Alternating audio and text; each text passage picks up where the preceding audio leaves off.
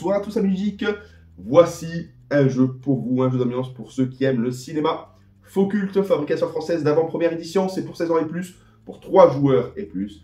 Et c'est un jeu plutôt intéressant, il y aura plus de 200 écarts, des critiques de spectateurs improbables sur des films tellement cultes que on est obligé de les reconnaître, même sans les avoir vus. Justement, c'est plutôt intéressant. C'est un ensemble de critiques qui ont été récupérées à droite à gauche d'internet. Il y a des critiques de Google, IMDb, écran large, Allociné, Sens Critique, tout ça est mixé et ramené dans cette boîte pour faire un jeu plutôt intéressant. Donc, pour commencer, chaque joueur va récupérer une carte au fur et à mesure. On donnera les réponses et le joueur gagnant remporte la carte et à son tour va annoncer avec le ton qui est propre la critique du film. Donc la première carte, on va pas tout vous spoiler parce que ce jeu est vraiment très intéressant. C'est parti. Apparemment, dire du mal de ce film est considéré comme un outrageage. Je crie donc au chef-d'œuvre. Ah, ça n'a pas vieilli. C'est l'humour français dans toute sa finesse. C'est surprenant et les dialogues ont été ciselés par un orfèvre. La plus culte des comédies, sans aucun doute. À ton avis, c'est un film de 1964. En France. Joué en France. Le gendarme de Saint-Tropez.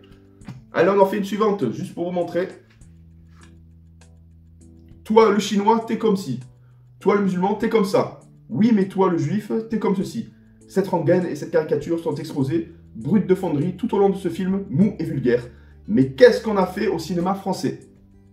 À ton avis, un film français de 2014. Qu'est-ce qu'on a fait au bon Dieu? Exactement. Encore une? Oui. Allez. Faites-vous plaisir avec vos nouveaux ordis. Abusez des ralentis pour réduire les coûts et justifiez-les par une histoire à dormir debout. Assommer le spectateur sous une tonne d'explications, inventer des mots. Gagner du temps en faisant une histoire, dans une histoire, dans une histoire, dans une histoire, dans une histoire, dans une histoire. Veillez à ce que ces méchants tirent à côté. Et ajouter des questionnements bidons sur l'amour, ça passe toujours. Donc celui-là est un film de 2010 et c'était Inception. Alors, le prochain. Le héros, c'est un bad boy des banlieues quand on n'en a plus. Il boit des bières dans les bars, il rigole avec ses copains, mais il retient aussi par cœur des livres qu'il feuillette à peine. Et quand il va passer le balai à Harvard, il résout des équations que même les lauréats de la médaille Fields ne comprennent pas. À ton avis, un film de 1997. Louis Lantine. Justement avec Matt Damon, très bon film. Bravo. Encore un.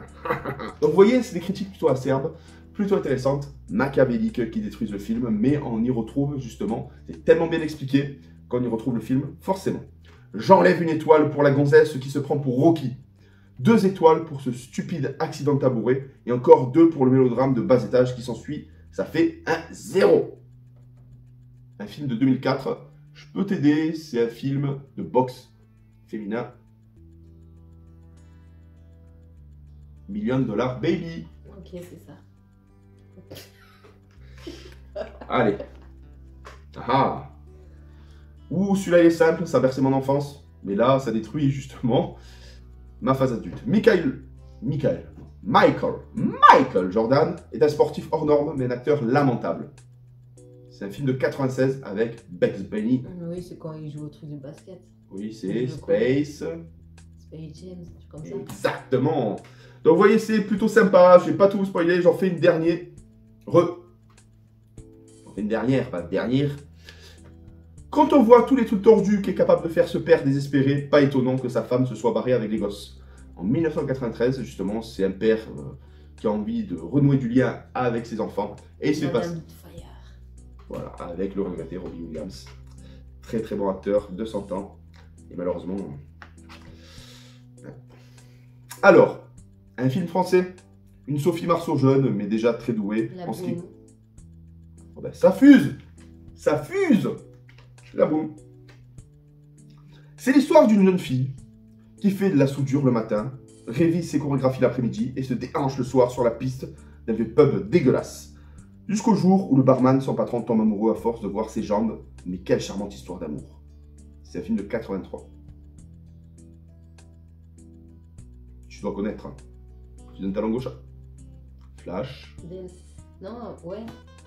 Mais je pensais à un autre film en même temps aussi. Tu penses à quoi? J'ai plus le nom en tête. T'as plus le nom en tête? Un film que j'aime bien, mais il est plus récent. Ouh, un film bien dark. Alors oui, ça fait très peur, et c'est bien dégueulasse. Mais je souris à l'idée qu'un chirurgien se scie la jambe en plein milieu du tibia, alors qu'il n'avait qu'à sectionner les tendons entre le tibia et le pied. C'est un film de 2004. Il y a eu beaucoup de suites. C'est plutôt intéressant, justement, c'est des défis. Pour pouvoir rester en vie, justement, on doit faire des mal à la personne en face. Pour rester en vie, justement, ça commence par un S. So. Tu connais pas ça, hein? Le meilleur, c'est saucisse. Qu'est-ce le produit? Et on termine avec un dernier. En gros, c'est l'histoire d'un royaume dirigé par une famille royale et autoritaire tombée en déliquescence après la mort accidentelle du roi. Bien que le jeune et je m'en foutiste prince héritier du trône, celui-ci part en exil dans un champ de hippies, ne pouvant supporter la pression. Le frère du roi instaure alors une dictature communiste à l'aide d'immigrés exploités et rejetés par la famille royale depuis des années.